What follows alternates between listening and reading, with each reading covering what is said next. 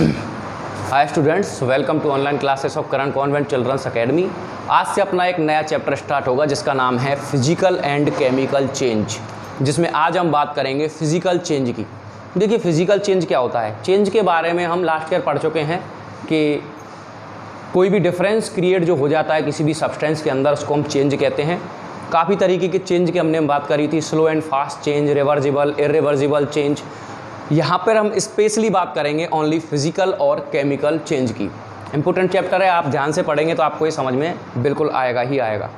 देखिए physical change क्या है, तो इसमें एक चेंज आएगा किसी भी सब्सटेंस में। यानी कि मान लीजिए आपके पास कोई सब्सटेंस है और उसके अंदर आए एक चेंज,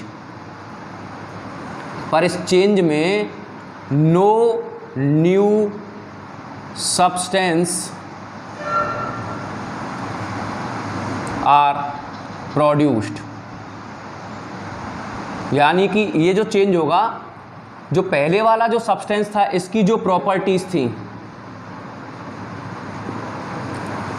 अब ये चेंज होने के बाद जो सब्सटेंस की प्रॉपर्टीज रहेंगी, दोनों ही प्रॉपर्टीज रहेंगी सेम। यानी इनके इंटरनल स्ट्रक्चर में कोई भी चेंज या बदलाव नहीं आएगा। ऐसे चेंज को कहते हैं हम फिजिकल चेंज। ऐसे चेंज को हम क्या कह सकते हैं, फिजिकल चेंज कह सकते हैं, जिसमें no new substance are found. तो क्या होगा इस चेंज में, इसमें चेंज जो आएगा इसकी फिजिकल स्टेट में आ सकता है, यानी कि सॉलिड से लिक्विड, लिक्विड से सॉलिड या लिक्विड से गैस में कन्वर्ट हो सकता है। इसकी फिजिकल स्टेट में चेंज आ सकता है। टेम्परेचर में चेंज आ सकता है। शेप में, साइज में चेंज आ सकता है। कुल मिला के जो फिजिकल प्रॉपर्टी, इनको कहते हैं फिजिकल प्रॉपर्टीज़। कुल मिला के किसी भी सब्सटेंस की फिजिकल प्रॉपर्टीज़ में अगर चेंज आए, उसकी केमिकल प्रॉपर्टीज़ यानी कि उसके इंटरनल स्ट्रक्चर में चेंज नहीं आए, वो कैसे पता चलेगा कि नया सब्सटेंस कोई नहीं बने, उसको हम कह सकते हैं फिजिकल चेंज। जैसे फॉर एग्जांपल आपके पास कोई वुड है, वुड है आपके पास लकड़ी, इसको आपने कट कर दिया और कट करके इस एक वुड के आपने 4 पीस बना लिए।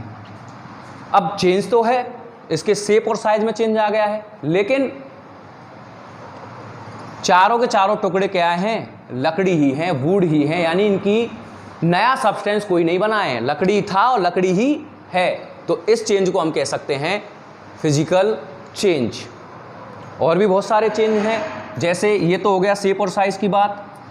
अगर हम बात करें कि आपके पास वाटर है और वाटर को आप हीट दें, गर्म करें, तो ये वेपर में कन्वर्ट हो जाएगा।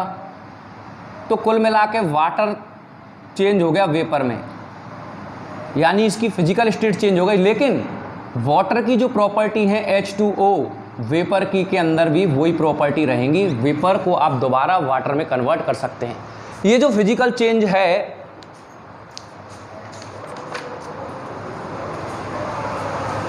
फिजिकल चेंज जो है ये एक तरीके से ऑलमोस्ट, क्या कहते हैं, ऑलमोस्ट, ज़्यादातर, सभी नहीं, ऑलमोस्ट ज़्यादातर ये परमानेंट चेंज नहीं होते, ये टेम्परेरी चेंज होते हैं। कैसे होते हैं, टेम्परेरी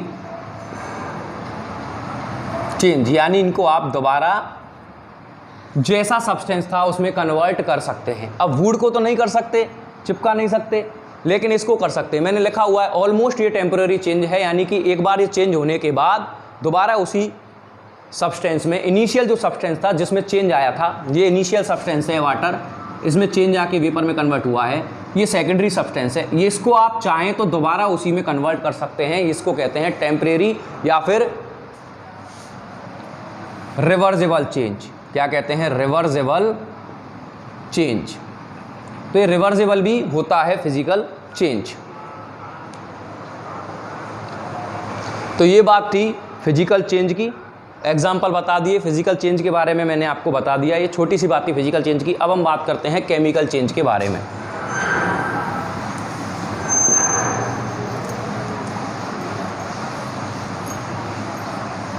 इसको आप गौर से पढ़ें, थोड़ा इम्पोर्टेंट है आगे के लिए आपके।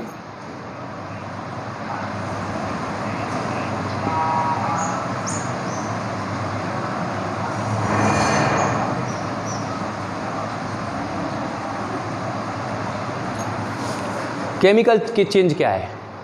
तो जो केमिकल चेंज होता है, इसके अंदर जो आपका इनिशियल सब्सटेंस है जिसमें चेंज होना है, ठीक है, इसकी जो प्रॉपर्टीज हैं, अब इसमें आया एक चेंज होने के बाद ये सब्सटेंस सेकंड सब्सटेंस में कन्वर्ट हो गया, यानी इसके अंदर कोई डिफरेंस आ गया है, डिफरेंस आने से बदल गया है। अब इसकी जो प्रॉपर्टीज हैं, दोनों की प्रॉपर्टीज डिफरेंट हैं एक दूसरे से, इनकी प्रॉपर्टीज में डिफरेंस आएगा, यानी कि ये जो दूसरा जो सब्सटेंस बना है इसको आप न्यू सब्सटेंस कह सकते हैं।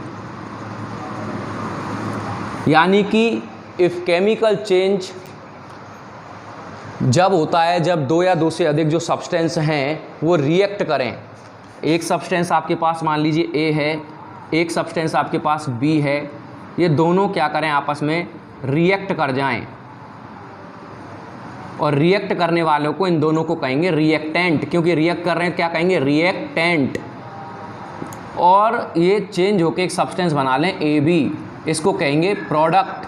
क्या कहेंगे, प्रोडक्ट। और ये जो प्रोडक्ट रहेगा ये इन दोनों रिएक्शन से बिल्कुल डिफरेंट रहेगा, यानी कि ये जो होगा वो एकदम न्यूली फ्रेश, एकदम न्यू सब्सटेंस होगा।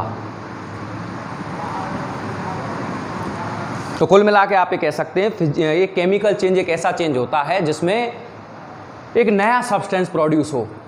इनिशियल सब्सटेंस से जो नया सब्सटेंस जो बना है, सेकेंडरी जो सब्सटेंस बना है, उसकी जो प्रॉपर्टीज़ हैं वो बिल्कुल डिफरेंट हो, एक नया ही सब्सटेंस आपको देखने को मिले। जैसे फॉर एग्जांपल अगर हम बात करें मिल्क की, मिल्क को अगर आप चेंज करें कर्ड में, तो देखिए मिल्क की प्रॉपर्टीज़ कुछ और होती हैं और कर्ड की कुछ और, एक नया सब्सटेंस है ये, तो यानी कि मिल्क का कर्ड में कन्वर्जन क्या कहलाएगा, केमिकल चेंज कहलाएगा। इस केमिकल चेंज में क्या क्या चेंज हो सकते हैं, ये चेंज ऑफ कलर, स्मेल और स्टेट, इसमें क्या क्या हो सकते हैं, चेंज आ सकता है कलर में, स्मेल में और स्टेट में भी आ सकता है। सेकंड अगर बात करें तो इवोल्यूशन ऑफ गैस, एक गैस इवॉल्व हो सकती है, नई गैस बन के बाहर आ सकती है।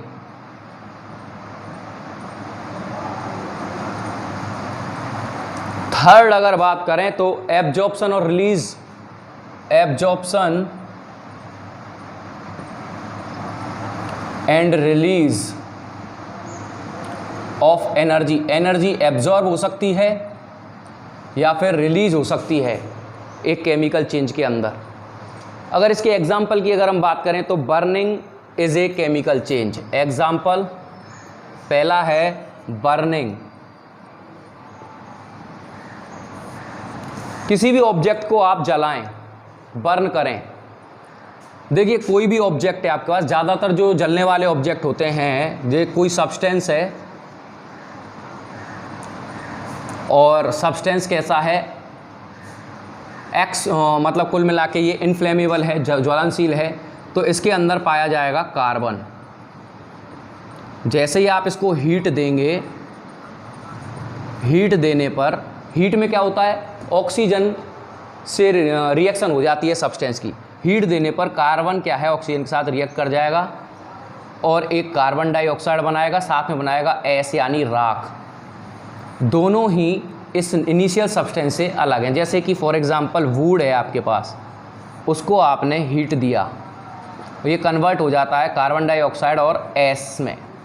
तो ना तो कार्बन डाइऑक्साइड और ना एस, ये दोनों ही वुड नहीं है और ना ही आप इनको रिवर्स कर सकते हैं, क्योंकि ये इर्रिवर्सिबल चेंज होते हैं। ऑलमोस्ट नहीं, इर्रिवर्सिबल चेंज ही ये होते हैं, ये आपको याद रखना है। और इसमें न्यू सब्सटेंस बन रहे हैं, तो ये क्या है, केमिकल चेंज। दूसरा अगर मैं बात करूं ब्राउनिंग, सेकंड है ब्राउनिंग। देखिए आपके पास कोई वेजिटेबल है, जैसे ब्रिंजल है, या आपके पास कोई फ्रूट है, फॉर एग्जांपल एप्पल ले लें आप, इनको आप क्या करें, कट करें। कट करने के बाद जो कटिंग की हुई सरफेस है उसको ओपन एयर में रख दें, तो आप देखेंगे कि ये रेड कलर में कन्वर्ट हो जाते हैं, क्योंकि इनके अंदर एक सब्सटेंस होता है जिसको कहते हैं मेलेनिन, और ये जो मेलेनिन है ये ऑक्सीजन के साथ रिएक्ट कर जाता है और एक नया सब्सटेंस बना देता है। ऑक्सीजन के साथ रिएक्ट करने पर क्या बनाता है, एक न्यू सब्सटेंस फॉर्म करता है, और ये न्यू सब्सटेंस ही वो ब्राउन कलर का होता है और इसी को कहते हैं ब्राउनिंग। ठीक, एक है न्यूट्रलाइजेशन, थर्ड है न्यूट्रलाइजेशन। जब कभी भी आप किसी एसिड को बेस से रिएक्ट करवाएंगे तो एक बनेगा साल्ट और साथ में बनेगा वाटर, कई बार कार्बन डाइऑक्साइड भी बन जाती है। इस रिएक्शन को कहते हैं न्यूट्रलाइजेशन रिएक्शन। फॉर एग्जांपल आप क्या करें, जैसे कार्बन डाइऑक्साइड जैसे कि ये बात करें हम, तो आप क्या करें कि एक तो लें कोई एसिड, जैसे कि विनेगर ले लें। आप क्या करें, एक विनेगर ले लें, सिरका। विनेगर के अंदर एसिड होता है एसिटिक एसिड, और इसमें आप एक पिंच, एक चुटकी, एक बेकिंग सोडा डाल दें। क्या डाल दें, बेकिंग सोडा। बेकिंग सोडा जो होता है उसका फॉर्मूला होता है सोडियम बाई कार्बोनेट। ठीक है, एसिटिक एसिड का फॉर्मूला होता है CH3COOH। सोडियम बाई कार्बोनेट या फिर बेकिंग सोडा का फॉर्मूला होता है NaHCO3। इनको आप रिएक्ट करवाएं। क्या करवाएं, दोनों को डाल लें आपस में। एक वो क्या बोलते हैं उसको, TT टेस्ट ट्यूब लें। टेस्ट ट्यूब के अंदर आप विनेगर डालें, विनेगर में एक चुटकी आप सोडा डाल दें, तो एक हिस की साउंड के साथ क्या होगा, एक हिस की साउंड के साथ एक गैस इवॉल्व होगी। अब वो गैस कौन सी है ये पता लगाने के लिए आप क्या करें, इसको लाइम वाटर में इस गैस को गुजारें, फ्लो करवाएं, तो ये लाइम वाटर जो है वो मिल्की कलर में चेंज हो जाएगा, मिल्की कलर में चेंज हो जाएगा। और जब कभी भी लाइम वाटर किसी गैस से मिल्की कलर में चेंज हो जाए, दैट मीन्स वो गैस कौन सी है, CO2 यानी carbon dioxide gas. Carbon dioxide gas को एग्जामिन करने का एक तरीका है ये कि आप उस गैस को लाइम वाटर से गुजारें, आप फूंक भी मारेंगे लाइम वाटर में तो वो मिल्की कलर में चेंज हो जाता है, क्योंकि हमारी जो हम एक्सहेल जो करते हैं एयर, उसके अंदर कार्बन डाइऑक्साइड गैस होती है। ऐसा होता क्यों है बताता हूँ। एसिटिक एसिड रिएक्ट करेगा सोडियम बाई कार्बोनेट के साथ। एसिटिक एसिड विनेगर के अंदर है और sodium by carbonate baking soda के अंदर है, तो इसमें बनेगा आपका एक बनेगा सॉल्ट जो कि मैंने लिखा हुआ है CH3COONA, CH3COONA। इससे हमें कोई मतलब नहीं है वैसे, पर बनेगा इसलिए लिखना पड़ रहा है। साथ में बनेगा वाटर और बनेगी कार्बन डाइऑक्साइड, ये ज़रूरी है हमारे लिए। अब इस कार्बन डाइऑक्साइड को जब आप लाइम वाटर से गुजारेंगे, किससे, लाइम वाटर से, CaOH का होल ट्वाइस, कैल्शियम हाइड्रोक्साइड, और ये है लाइम वाटर का फॉर्मूला। ठीक, अब जब आप गुजारेंगे, फ्लो करवाएंगे कार्बन डाइऑक्साइड को लाइम वाटर में, तो ये बना लेगा CaCO3 प्लस H2O। ये है कैल्शियम कार्बोनेट, चूना एक तरीके से।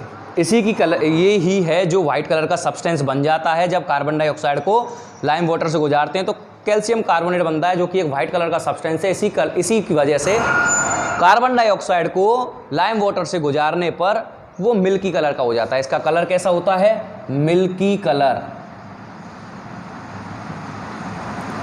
दूध जैसा, दूधिया कलर इसका हो जाता है। तो ये तीसरा एग्जाम्पल था, न्यूट्रलाइजेशन रिएक्शन। एक रिएक्शन आती है कॉम्बिनेशन रिएक्शन, उसके बाद रिप्लेसमेंट और फिर डिकम्पोजिशन। इनके बारे में बात करेंगे कल। आज के लिए इतना ही। इन रिएक्शन को ज़रूर पढ़ें, आप काम आएंगे आपके, और आगे जो मैं रिएक्शन पढ़ाऊंगा वो भी आप पढ़ें, क्योंकि 8th में ये दोबारा आपको आएंगी। Thank you very much.